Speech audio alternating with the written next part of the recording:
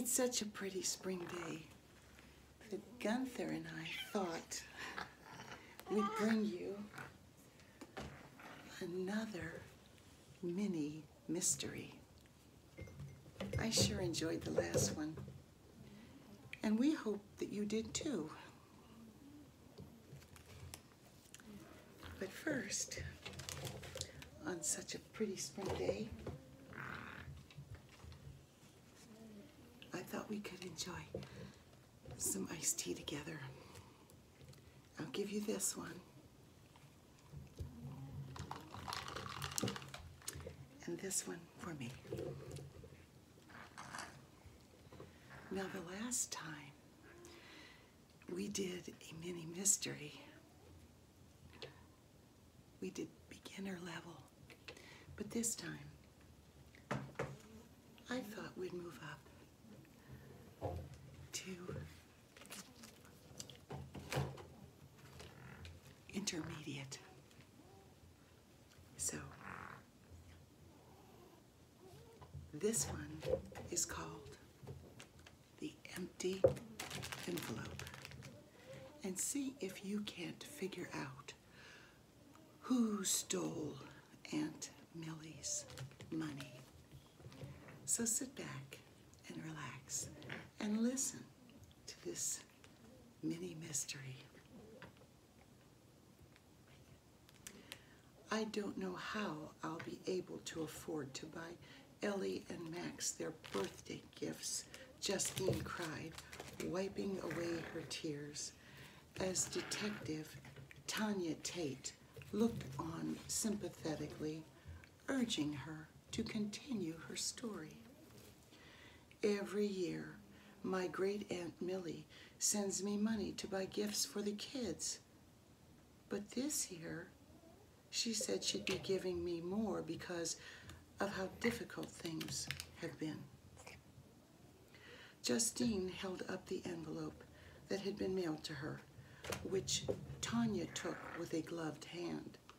The triangle flap had been neatly opened, and she lifted it to withdraw the card. On the inside was a handwritten message that made it clear that the $500 within was for Justine to buy presents for the children and to pay an outstanding electric bill she owed to the electric company. The only thing missing from the card was the $500. What time does your postman usually deliver your mail?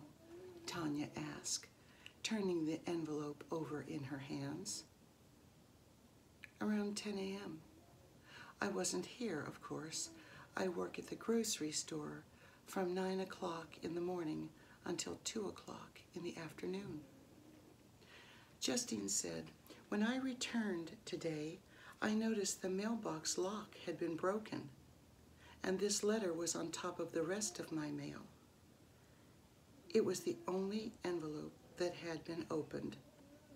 The thief didn't bother with the overdue notices. So it had to have been someone who knew there was money in the card. Was anyone else aware of your aunt's yearly gift?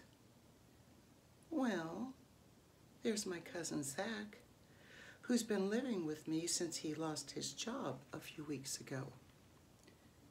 And does your great Aunt Millie send him money each year too? No, because he doesn't have kids, she hesitated, and then said, to be honest, Zach has always complained about how unfair he thought that was. But even so, I don't think he'd steal from me. He loves Ellie and Max and would never do anything to hurt them. My neighbor Allison is the only other person who knows. We've been friends since I moved here 5 years ago. Tanya headed to Allison's house. The pretty brunette was sitting on her porch opening her own mail, running a letter opener along each triangular flap. Tanya introduced herself and explained why she was there. "Oh no, poor Justine, she must be so upset," Allison fretted, her eyes glimmering with tears herself. "Were you sitting on the porch here when the mail arrived today?" "No. I was inside at that point," she sighed. "I was on the phone with my mother all morning. So if anyone opened Justine's mailbox besides her, I didn't see it."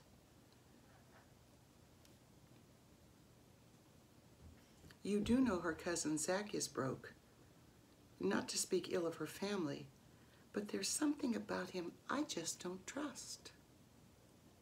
By the time Tanya got back to Justine's house, Zach had arrived. He arrived home and was standing in the kitchen with Justine. "This is Detective Tanya Tate," Justine said as Tanya walked in. "She's working to find the culprit who stole the money Aunt Millie sent me." "Well, don't look at me." Zach held up a card addressed to him. "I only open mail that's mine." He put a finger under the flap and pried it open, leaving a jagged top edge. "If you ask me, that neighbor Allison isn't the friend Justine thinks she is."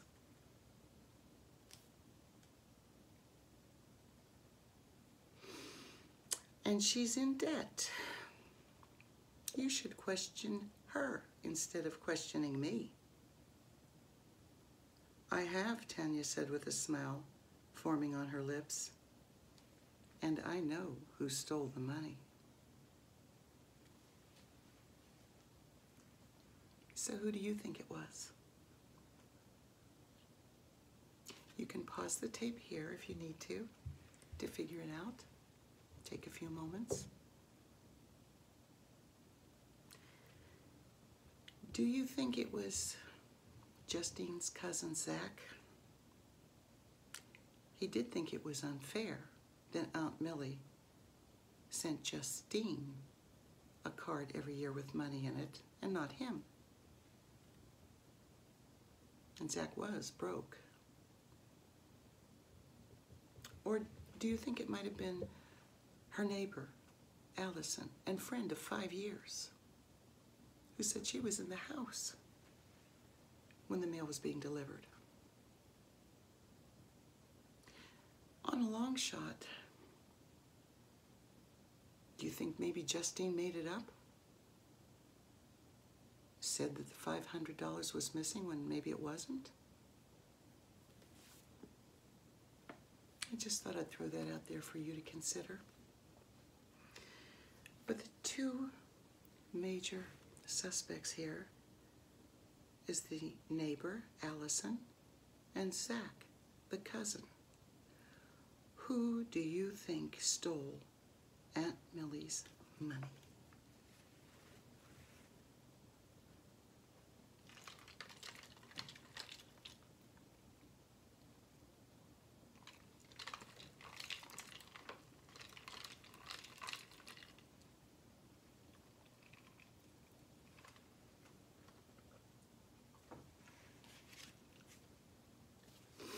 Let's see where the answer is.